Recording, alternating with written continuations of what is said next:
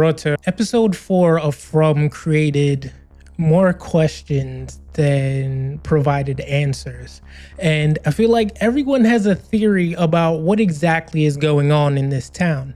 However, I believe that in order to truly begin piecing together this puzzle, we need to figure out what the rules are as a FROMily. See what I did there? Rule number 1, you can't leave the town. So from the start, we know that the town traps anyone who arrives. And a few characters have said this word for word, that once you get here, you can't leave. Plus we see that, you know, people enter and they just drive in circles, right? Like you're stuck in a loop. No matter what you do, drive, walk, run, you'll end up right back where you started. But in season 3, we get a major twist with Tabitha's fall from the tower. Technically at the end of season 2, but we see the effects of that in season 3. So when she wakes up in what seems like a hospital in the real world, it's like she broke the ultimate rule. This raises a big question because it's like, is falling the key? Is she really out? Or was that just an illusion by the town? Like, we don't know.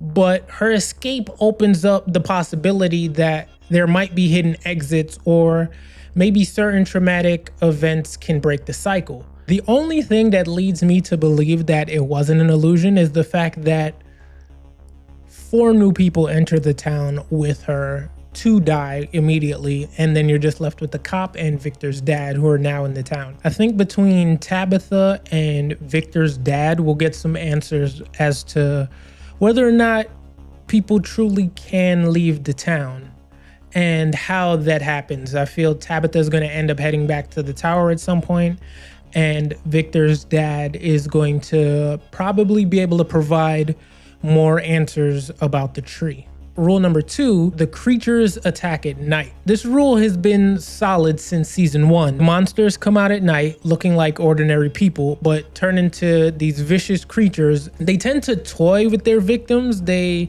lure them with familiar faces before killing them. But in season 3, things get even creepier.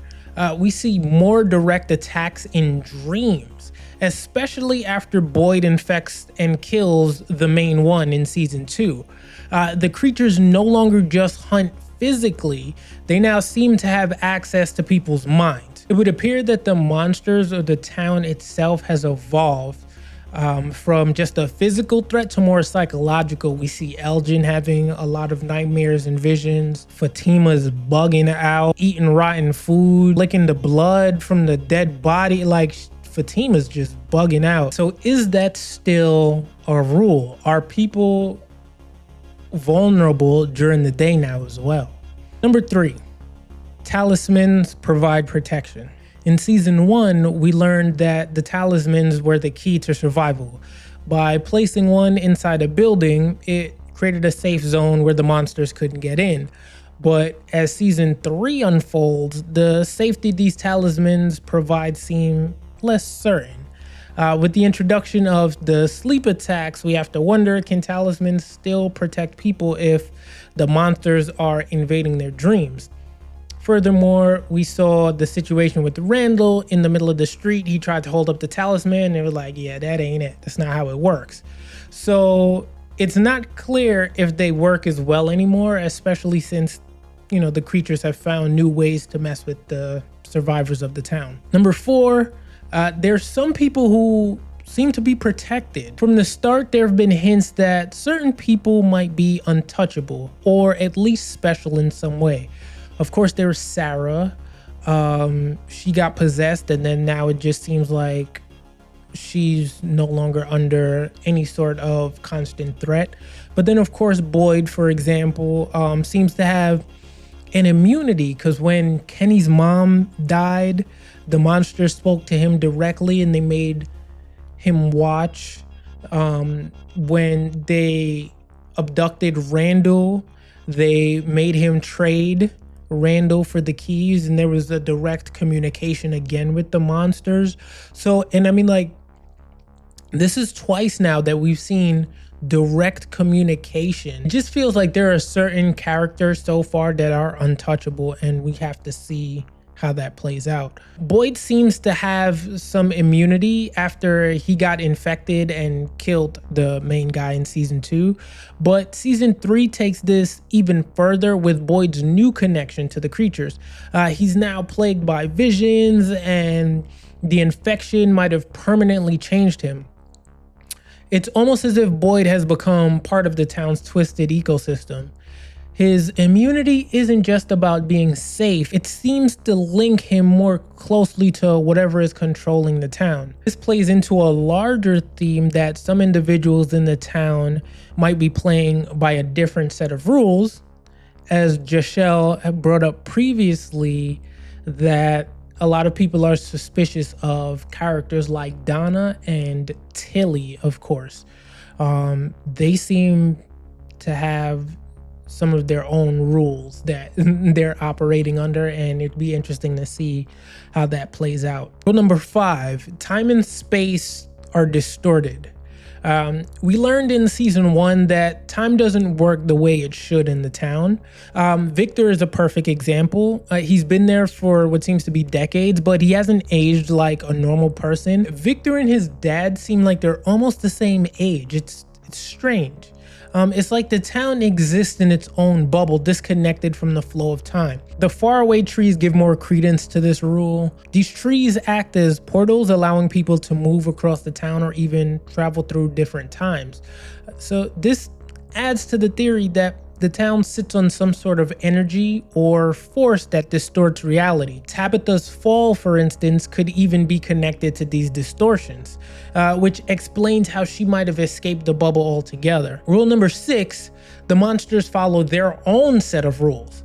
Now, we've known from the beginning that the monsters have rules of their own, one being that they can't just kill anyone at any time, but by season 3, we're seeing even more strange behavior. Some characters seem immune to their attacks, as we said, and Boyd's infection might have actually triggered a new set of rules or exceptions.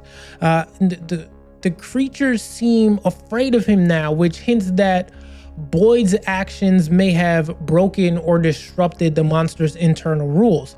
Like, it's kind of like in Lost with the smoke monster.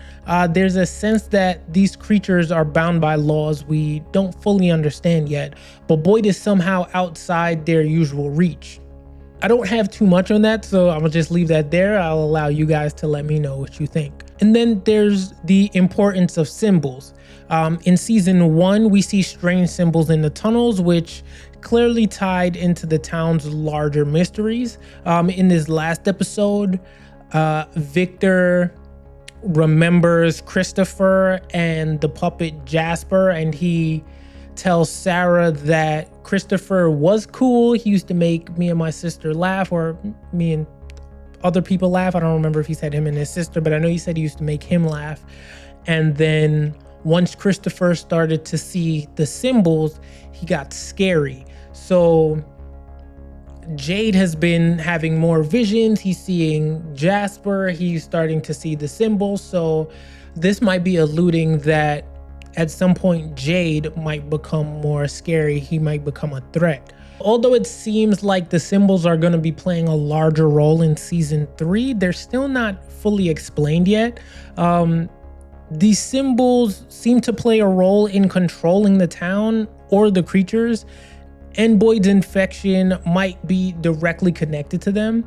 The more we see of these symbols, the more it seems like they're part of the town's ancient history, maybe even being tied to how the town was created in the first place. As Boyd's connection deepens, the symbols might unlock the key to either destroying or controlling the town in some way. We just have to wait and see.